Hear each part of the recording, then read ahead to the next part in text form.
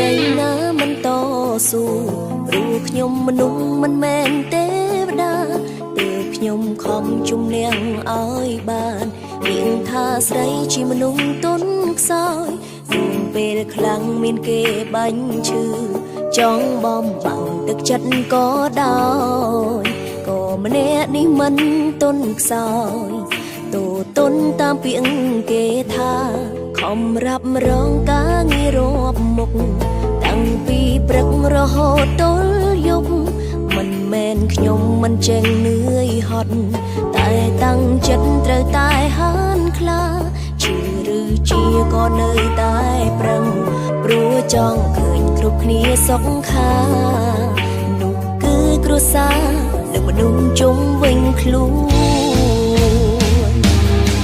មនុស្សស្រីត្រូវតែរឹងមាំត្រូវធ្វើខ្លួនឲ្យមានតម្លៃ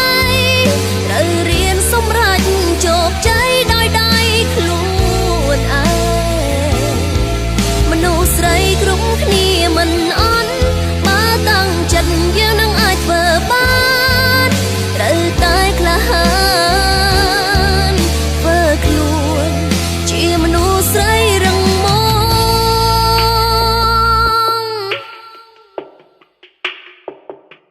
ំគ្មានជោគជ័យណាមិនត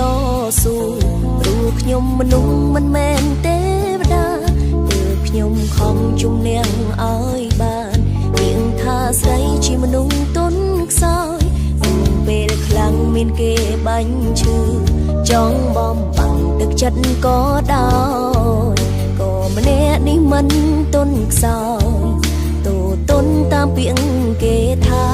ខំរាប់រងការងាររាប់មុខតាំងពីព្រឹករហូតដល់យប់មិនមែនខ្ញុំមិនចេះនឿយហត់តែតាំងចិត្តត្រូវតែហានខ្លាជឿឬជាក៏នៅតែប្រឹងព្រោះចង់ឃើញគ្រប់គ្នាសុខខា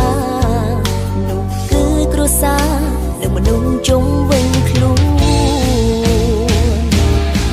មនុស្សស្រីត្រូវតែរឹងមាំត្រូវធ្វើខ្លួនឲ្យមានតម្លៃ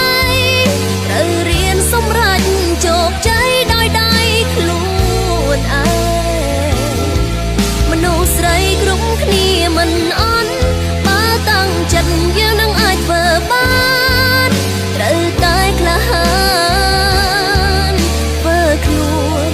ជាមនុស្សស្រីរឹងមាំ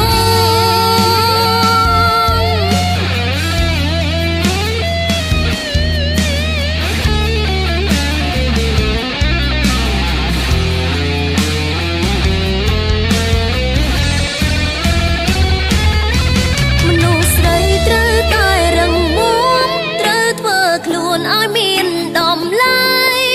ត្រូវរៀនសម្រេចជោគជ័យដោយដៃខ្លួនឯងមនុស្សស្រីគ្រប់គ្នាមិនអន់បើតាំងចិត្តយើង